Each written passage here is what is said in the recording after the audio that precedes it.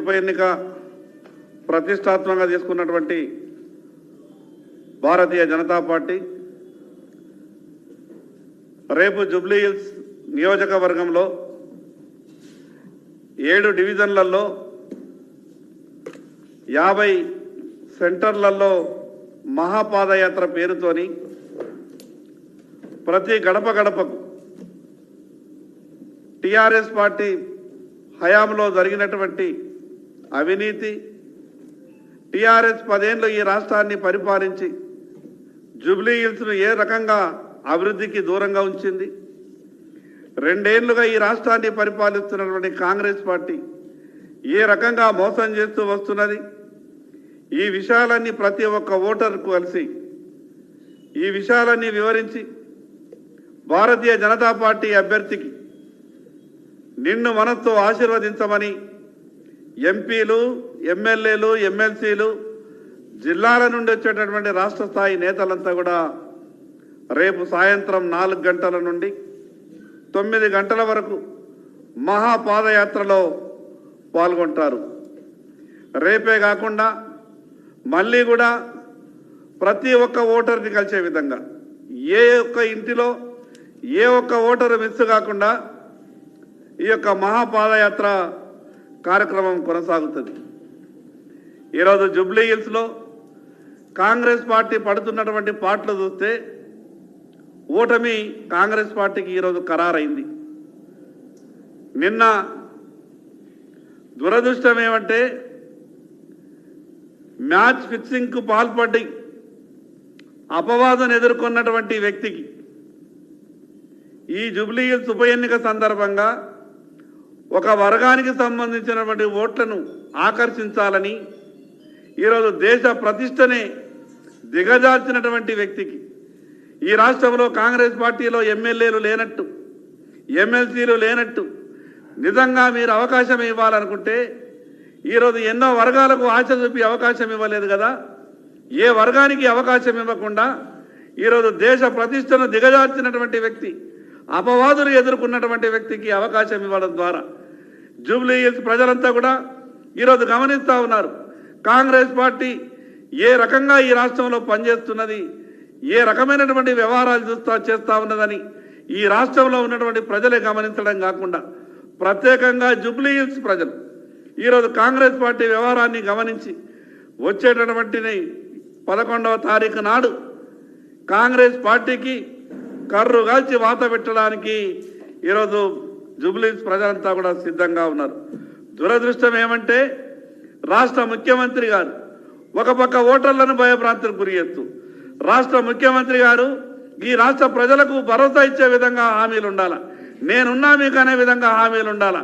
కానీ నా పార్టీకి ఓటేయకుంటే, కాంగ్రెస్ అభ్యర్థి గెలవకుంటే మీ సంక్షేమ పథకాలు ఉండవని, రేషన్ కార్డులు రద్దయిపోతాయని, పెన్షన్లు రావని అంటే ఈ రాష్ట్ర ప్రజలు కాంగ్రెస్ పార్టీని ఈ రాష్ట్రంలో అవకాశం ఇచ్చింది, అధికారం ఇచ్చింది ఉన్నటువంటి పథకాలు రద్దు చేయడానిక. కొత్త పథకాలు అయితే కాంగ్రెస్ పార్టీ ఏమి ఇయ్యలేదు, కానీ ఉన్నటువంటి పథకాలు రద్దు చేయడానికి ఈరోజు అధికారం ఇచ్చినమా ఈ కాంగ్రెస్ పార్టీ. కానీ జూబ్లీ హిల్స్ ప్రజలే కాదు, తెలంగాణ రాష్ట్రంలో ఉన్నటువంటి ప్రజలంతా కూడా రాష్ట్ర ముఖ్యమంత్రి గారు మాట్లాడినటువంటి మాటలు, ఈ రాష్ట్రంలో మంత్రులు మాట్లాడుతున్నటువంటి మాటలన్నీ కూడా అంటే కాంగ్రెస్ పార్టీకి ఎందుకు ఇచ్చినావా అని అధికారము అని ఈరోజు ప్రజలు బాధపడేటటువంటి పరిస్థితి కనిపిస్తూ ఉన్నది. రోజు రోజుకు కాంగ్రెస్ పార్టీ దిగజారుతూ అవుతుంది. మరోపక్క ఒక పక్క దేశ ప్రతిష్టను దిగజార్చినటువంటి వ్యక్తికి అవకాశం ఇస్తే, మరోపక్క భారత సైన్యం దేశ ప్రతిష్టను పెంచే విధంగా ఈరోజు ప్రపంచానికే నాయకత్వం వహించే దిశగా భారతదేశం ప్రయాణం కొనసాగిస్తున్నటువంటి సమయంలో ఆపరేషన్ సింధూర్ ద్వారా తోక ముడుచుకొని పారిపోయినటువంటి పాకిస్తాన్కు మద్దతు ఇచ్చే విధంగా, పాకిస్తాన్కు మద్దతు ఇచ్చి సైనికులను కించపరిచే విధంగా ముఖ్యమంత్రి గారు మాట్లాడిందంటే ఏ రకమైనటువంటి జూబ్లీ హిల్స్ ఉప ఎన్నిక కొరకు దిగజారుడు మాటలు కాంగ్రెస్ పార్టీ మాట్లాడే ప్రయత్నం చేస్తున్నదో ఈ సందర్భంగా జూబ్లీ హిల్స్ ప్రజలందరికీ విజ్ఞప్తి చేస్తా ఉన్నాం. 10 ఏళ్ళు ఈ రాష్ట్రంలో టిఆర్ఎస్ పార్టీ పరిపాలన చూశారు. ఏ రకంగా జూబ్లీ హిల్స్ ప్రజలని, జూబ్లీ హిల్స్ని అభివృద్ధికి దూరంగా పెట్టిందో మీకంతా కూడా తెలుసు. ఈరోజు ప్రచారంలో ఏ డివిజన్కి వెళ్ళినా, ఏ గల్లీకి వెళ్ళినా, ఏ బస్తీకి వెళ్ళినా మురికి కాలువలలో నడుచుకుంటూ పోయేటటువంటి పరిస్థితి ఉన్నది.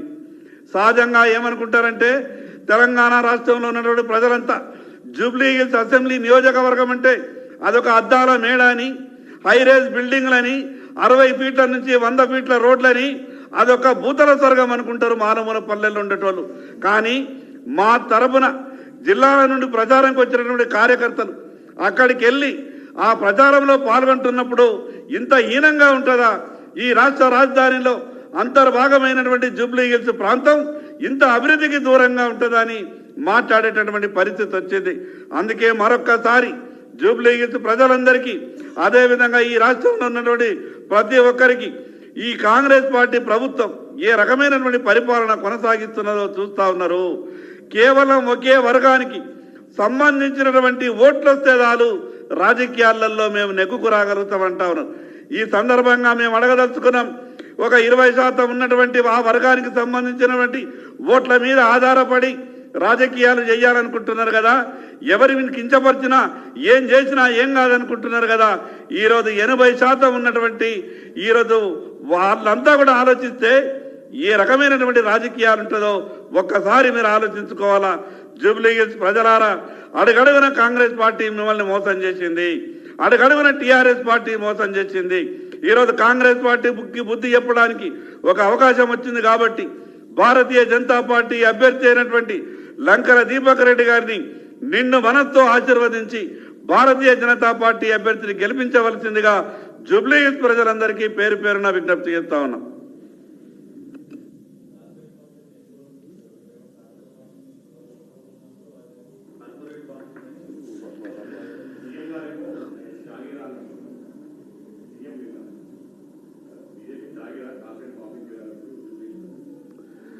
ముఖ్యమంత్రి హోదాలో ఉన్నటువంటి